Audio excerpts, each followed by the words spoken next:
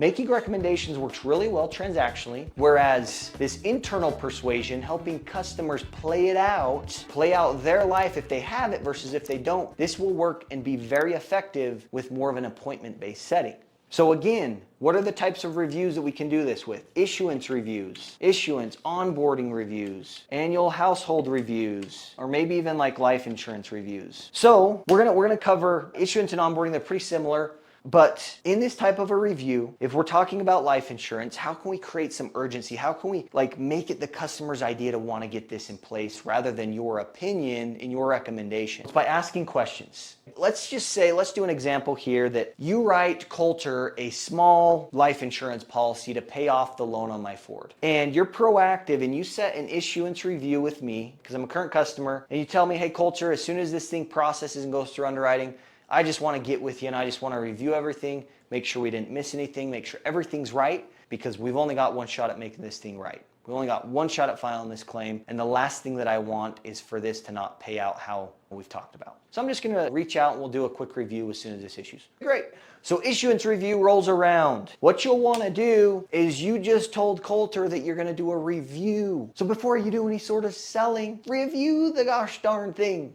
So Coulter, I've got a $100,000 policy here, coverage, that will actually come in and pay off your F-150 in the event that you pass away prematurely. That way, spouse and kids are never in a position where they might be struggling to make that monthly payment on top of trying to deal with losing you. That's great coverage. I'm showing that you've got so-and-so as the primary beneficiary, so-and-so as the secondary. Does that all sound right? Is that how we want this? So I've reviewed it. Now I can go into more of an upsell. This is where we can play it out for people. This is a simple way to do it. Coulter. Let's just say that you notice that Coulter's got another loan on his car, a different car that we're not covering. Coulter's got a mortgage on his home, and just that Coulter's got a family. He's got 2 young kids that rely on him for his income. And talking with him, his wife is a homemaker, so she doesn't work. Here's what you can do. Say, hey Coulter, so we're covering the loan on your F-150. You've got the loan on your other Volkswagen. I guess walk me through what would happen to the Volkswagen? That question is going to get Coulter to think, oh my gosh, okay, we're paying off that one. What about that one? They're going to answer you. I guess that loan would still be there. You don't want to stop there. We want to probe at this. We want Coulter to play this out. And so that loan would still be there.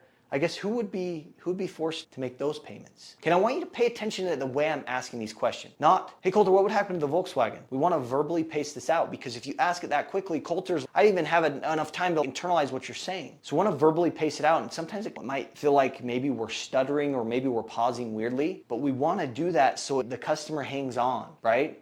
I don't know if you've ever spoken with someone that speaks 100% Spanish, but they're trying to communicate with you in English. The fact that it's hard for you to understand, so it's like you're listening very intently, that's what this verbal pacing does. I speak Spanish fluently, and so I know exactly how that goes. And I know you guys do too. But anyways, we're paying off the loan on the Ford, which is great. Like that way, spouse and kids are never in a position.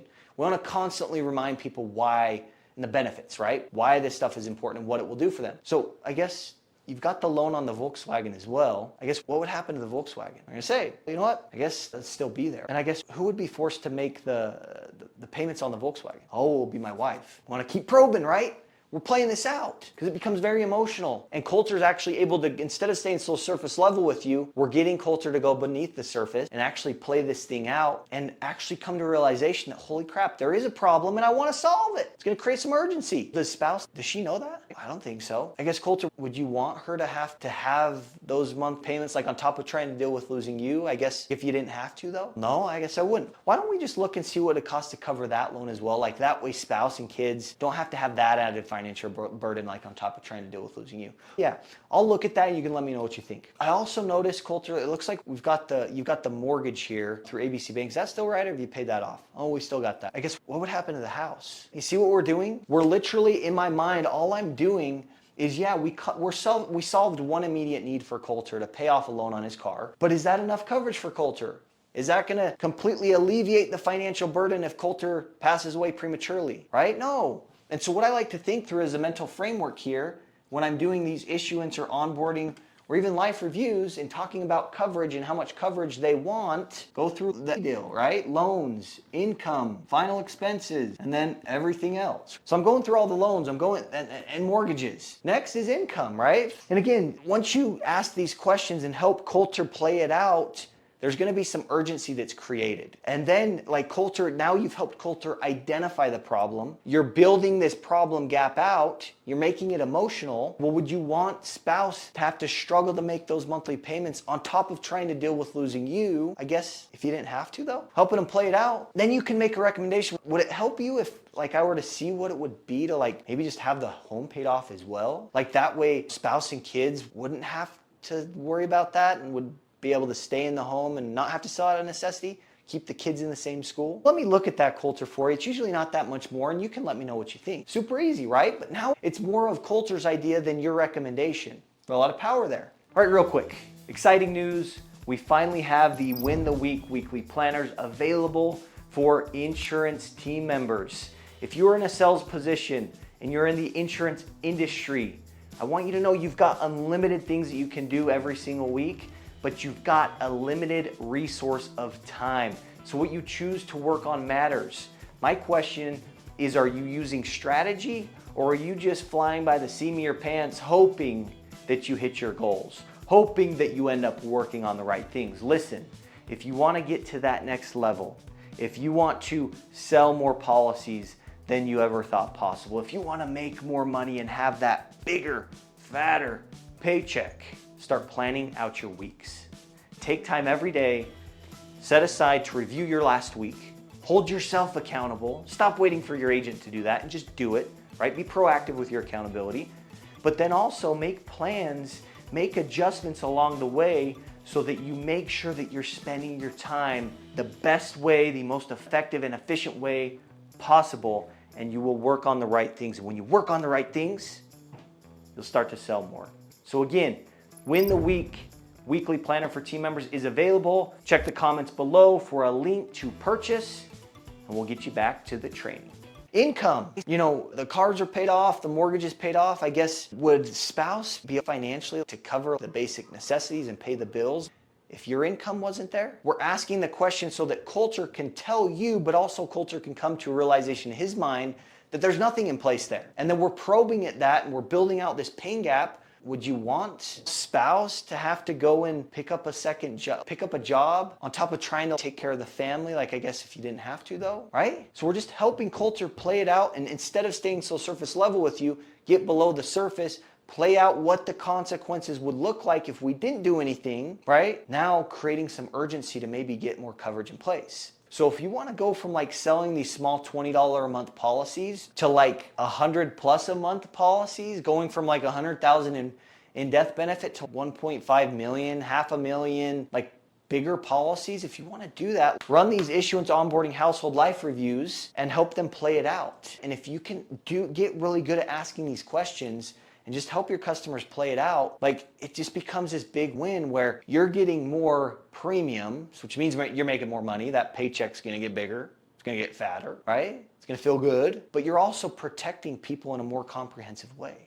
But again, if we try to do this whole life needs analysis with someone that's trying to do business with us transactionally, it's like sales resistance is triggered and they're just trying to get you off the phone as quick as you can. As they can. They're not actually listening to you. They're pretty frustrated with you and they're just done. They're not listening. So no matter what you're saying, no matter how good your pitch is or your questions are, they're just not like prepared to spend that amount of time with you. And so if you're selling, if it's a transactional interaction, stay transactional with your people. The way to do that is just make recommendations. Problem, solution, benefits. Remember that framework. Because again, if you're not helping them identify the problem, the solution doesn't mean a whole lot. But then when you write these policies, think of it like they're in this life insurance funnel. And you can use these review appointments to give yourself another shot, get in front of them another time, which increases your odds of selling more. So guys, external persuasion is very effective, but I think there's a time and place for that, and I think it's more transactionally. Internal persuasion is far more effective, but if we do it when we're trying to be transactional, people are trying to be transactional with us, it doesn't really work in the same way, at least in my experience. But if we do it in the right setting, when people are prepared to spend some time with us, they're prepared to review their stuff, they're prepared to like have us ask these questions, becomes very effective. So guys, these are some very simple things that helped me go from 10 life apps a year to 232 plus every year after that. These are the same strategies that helped me go from 40,000 in annual premium for life insurance to like 150. but it's understanding your people, understanding your prospect, understanding your customers that will allow you to do that. Spend more time understanding your people and less time understanding your product. There's not a lot of product talk here, right? It's understanding people and their lives and what's going on in their minds. The better that you can understand them and the better that you can have strategy, whether I'm going to make a recommendation or I'm going to ask these detailed questions, the better that you can understand that, the more that you will sell and the more people that you'll help. And last but not least, if you found this helpful, please subscribe, smash that like button, and more importantly, share this with someone just like you. Maybe it's another team member, maybe it's another agent, someone that you feel like could benefit from this. Please do that. It's been beneficial for you. Appreciate you guys. Stay out of trouble, and we'll catch you in the next training video.